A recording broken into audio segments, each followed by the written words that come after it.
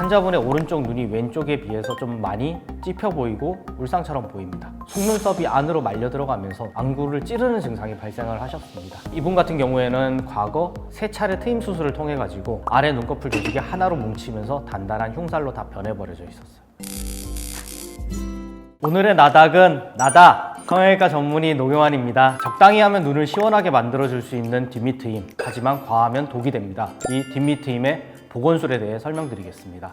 뒷밑트임 보건술은 어떠한 눈에서 필요한 걸까요? 첫 번째로는 눈 안쪽에 붉은색 살들이 과하게 노출이 된 경우입니다. 두 번째로는 눈꼬리가 수술 후 디귿자 모양이 된 경우인데요. 특히나 이럴 때는 외안각 인대라는 것의 손상에 대해서 꼭 같이 고려해 봐야 합니다. 세 번째로 이전 트임의 흉터가 너무 심해서 미관상 안 좋은 경우에 뒷밑트임 복원을 고려를 하게 되는데요. 이전 수술로 삼배간이 너무 심하게 발생을 했거나 눈꺼풀이 안쪽으로 말리게 되어 속눈썹이 안구를 찌르는 증상이 발생하는 경우에는 꼭 복원술을 고려해 봐야 합니다. 이러한 뒷밑트임의 복원은 어떻게 진행이 되느냐, 어떠한 복원이든 마찬가지로 이전 흉 조직을 최대한 깔끔하게 제거한 후 정상 해부학 조직의 구성을 다시 만들어주는 게 복원 수술의 가장 큰 뼈대라고 할 수 있습니다. 예를 들어 외안각 인대에 손상이 생겼다면 이를 다시 안쪽 골막에 연결해 준다든지, 그레이 라인이 끊겨 보이는 것을 다시 티 안 나게 갈아준다든지, 속눈썹이 속으로 말려든다면 이를 밖으로 꺼내주고, 또는 밖으로 뒤집힌다면 얘를 안으로 다시 당겨주는 식으로 정상 해부학적 구조를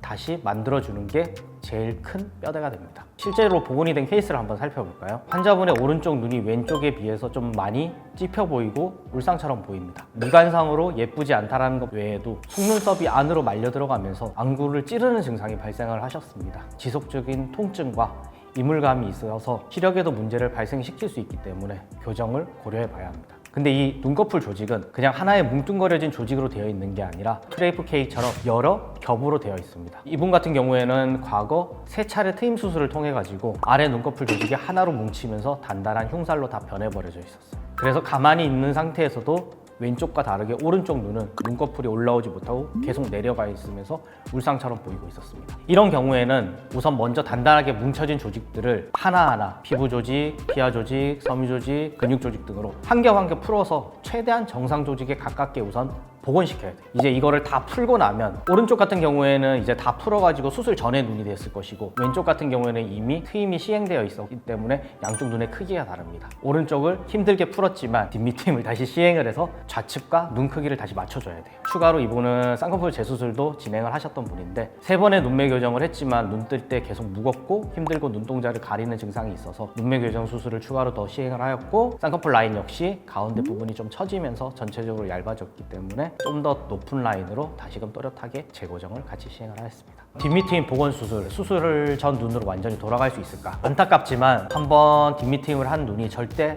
트임 수술을 하지 않은 눈과 같아질 수는 없습니다. 그렇지만 최대한 자연스럽고 원래 눈과 비슷하게 트임을 복원해서 미관상과 기능상으로 문제 없도록 하는 것이 이 복원 수술의 목표입니다. 그러면 이러한 복원 수술이 불가능한 눈이 있을까요? 이전 트임 수술에서 정상 조직을 너무 심하게 제거를 해버렸다면 이거를 우리가 다시 재건을 하는 데 있어서 필요한 절대적인 조직의 양이 부족합니다. 외측 인대를 아예 소실시켰다든지, 정상 그레이 라인을 다 긁어버렸다든지, 조직이 없을 때는 사실 복원 수술에 한계가 있습니다.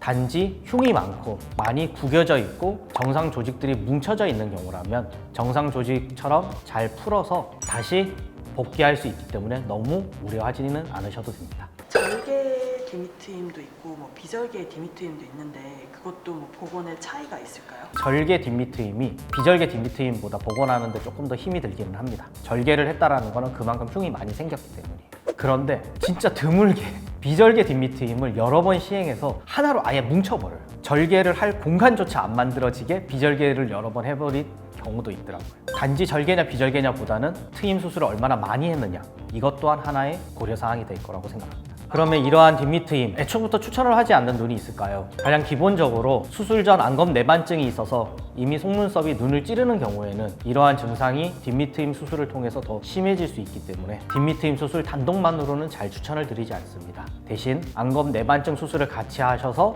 속눈썹을 뒤집어주고, 그럼으로써 눈도 커지고 기능적으로 속눈썹 찔리는 증상도 해결하는 방향으로 권해드리는 편입니다. 수술 전 이미 삼배간이 있으신 분들은 뒷밑트임 수술을 통해서 삼배간이 더 심해질 수 있다는 점을 꼭 고려하시길 바랍니다. 무엇보다도 가장 많이 추천하지 않는 경우는 트임 수술에 대해 좀 과도한 기대를 가지고 계실 때입니다. 뒷밑트임 수술이라는 거는 해부학적 한계를 가지고 있는 수술이라 개인별로 트임을 통해서 확장될 수 있는 정도가 모두 다 다릅니다. 이를 고려치 않고 무조건 많이 트여지기만을 바라신다면 첫 수술의 결과에 만족하지 못하고 재수술과 또는 재재수술을 다시 시행하시게 될 가능성이 높습니다. 아무래도 재수술을 하면 할수록 정상 해부학 구조가 파괴될 가능성이 높기 때문에 부작용들이 생길 가능성 또한 높아집니다. 애초에 트임 수술에 대해서 많은 생각을 하시고 신중하게 선택하시길 바랍니다. 뒷밑트임 수술이라는 게 처음에는 살짝 과규정을 하기 마련입니다. 그래서 수술 초기에는 너무 과하게 된 것이 아닌가 하는 생각이 들 수 있습니다. 그러나 이러한 과규정은 3개월에서 6개월이 지나면 원래 목표한 크기로 돌아옵니다. 이 이후에도 난 좀 과한 것 같은데? 라는 생각이 드신다면 이전 수술의 흉터나 흉살이 아물고 정상 조직으로 회복되는 시간이 필요하기 때문에 트임 수술 후 길게는 한 1년까지도 충분히 지켜보신 다음에 복원 수술을 시행하시기를 권해드립니다. 그 기간 동안에 상처가 낫고 조직이 회복이 되면서 저절로 개선되는 경우가 또한 많이 발생하기 때문입니다. 복원을 너무 성급하게 선택하시기보다는 담당 의사와 충분히 상의를 한 이후 결정하시길 바라겠습니다. 오늘의 나다 노경환 원장이었습니다.